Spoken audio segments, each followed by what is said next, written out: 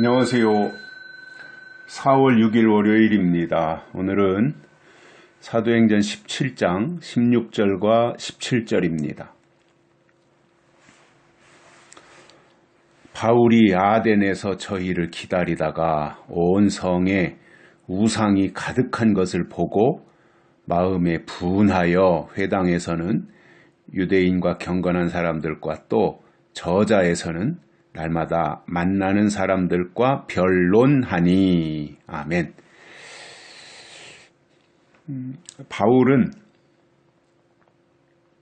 하나님의 말씀을 증거하지 않으면 입에 가시가 돋치는 사람이라서 가는 곳마다 하나님의 말씀을 증거하는 것이 사명이었습니다. 멋진 사람이지요. 특별한 사람이지요. 하나님이 그 일을 위하여 바울을 부르셨고 그렇게 쓰고 계신 겁니다. 그런데 베레아에서 바울이 복음을 전한다는 말을 듣고 유대인들이 원정까지 와가지고 소동케하고 방해를 부리고, 그러니까 이제 사람들이 바울을 따로 데리고 이제 아덴으로 갔죠. 아덴으로 갔습니다. 그리고 이제 가서 빨리 실라와 디모데를 나 있는 곳으로 오게 하라, 이렇게 말을 해서 바울을 데리고 온 사람들을 돌려보낸 겁니다. 그리고 이제 바울이 아덴에 머물면서 저희를 기다리고 있었어요. 즉 실라와 디모데를 기다리고 있었던 거지요. 그런데 보니까 그 이 아테네라고 하는 이 지역이 바울이 가보니 온 성에 우상이 가득한 거예요. 그걸 바울이 가만히 있을 수가 없죠. 우상이 만연한 그 모습을 보고는 바울의 마음 속에 분이 일어났어요. 분노가 일어났어요. 아니, 어떻게 이렇게 우상이 가득하고 우상을 숭배할 수가 있는가? 이러한 생각을 바울이 했겠지요. 시대에 뒤떨어지게 무슨 우상이냐? 이런 생각도 했었을 거고요.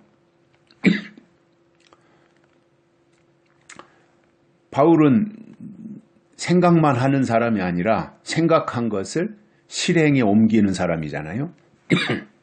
즉각적으로 바울이 반응해가지고 회당으로 가서 회당에 모여있는 유대인과 경건한 사람들에게 하나님의 말씀을 증거하면서 변론하는 거예요. 이게 바울의 모습이에요. 하나님의 말씀을 증거하고 그리고 끝나는 것이 아니라 질문을 받고 토론하고 또 그들의 잘못된 주장에 대해서 반박하면서 변론을 하는 거죠. 그러니까 바울이라고 하는 사람이 바리새인 중에 바리새인이고 유대인 중에 유대인이고 로마의 시민권을 가지고 있고 가말리엘의 문화생이고 이러한 그 특별한 그 출신이잖아요. 그러니까 수사학을 다 공부했을 것이고, 그렇기 때문에 웅변이나 변론이나 이런 것들도 뛰어난 사람이 바로 바울이었던 겁니다. 그러니까 누구와 토론하고 논쟁하고 변론하고 하는 것은 자신이 있었던 거죠, 바울은. 게다가 예수님을 만났고 하나님을 만났고 성령을 체험하고 또 하나님이 든든한 뒷 배경으로 계시고 그때그때 필요한 모든 백데이터를 다 하나님이 제공해 주시니까 무서울 것 없이 두려울 것 없이 하나님의 말씀을 담대하게 외칠 수 있었던 겁니다. 이게 바울입니다. 그래서 회당에 들어가 보니 거기에 유대인들이 있고 경건한 사람들이 있잖아요. 그래서 유대인들, 경건한 사람들과 변론하는 거예요. 바울이 지겠습니까? 바울이 밀리겠습니까? 바울이 가지고 있는 개인적인 학문에 있어서도 절대 안 밀리는데 배경이 누구예요? 배경이 지금 하나님이고 성령님이 백그라운드로 딱 버티고 있잖아요. 그리고 순간순간 영감으로 모든 필요한 백데이터를 다 제공해 주시니까 바울이 뭐 얼마든지 그 변론을 이끌어가는 거예요. 그래서 회당 안에서는 유대인과 경건한 사람들과 변론하고 또 저자에서는 시장이죠, 시장. 그 저작거리에서는 날마다 만나는 사람들과 변론하는 거예요. 이게 바울의 일과예요. 회당에서 변론하고 또 회당에서 변론이 끝나면 시장에 사람들이 많이 왕래하는 시장, 그 저작거리로 가가지고 거기서 또 변론하고. 그러니 이 바울의 삶이라고 하는 게 정말로 하나님으로 살아가는 모습이잖아요. 하나님의 사람으로 사는 거잖아요. 얼마나 멋진 모습이에요. 참 바울 멋있어요. 이러한 모습으로 지금도 살아간다면, 이 바울과 같이 이렇게 할 수 있다면 바울 한 사람이라도, 바울 비록 한 사람이었을지라도 지금 이와 같은 사람이 나타난다면 아마 대한민국을 들었다 놨다 할 수 있을 거예요. 누가 바울을 능가할 수 있겠습니까? 아무도 바울을 이기지 못해요. 왜냐하면 기본적인 세상 학문과 세상 지식과 이 모든 것을 잘 갖춘 사람인데다가 다메섹 도상에서 하나님을 만났잖아요. 그러니 뭐 그야말로 세상이 감당치 못할 사람이 된 거죠, 바울은. 그러니까 어디 가서든지 하나님을 담대하게 증거하고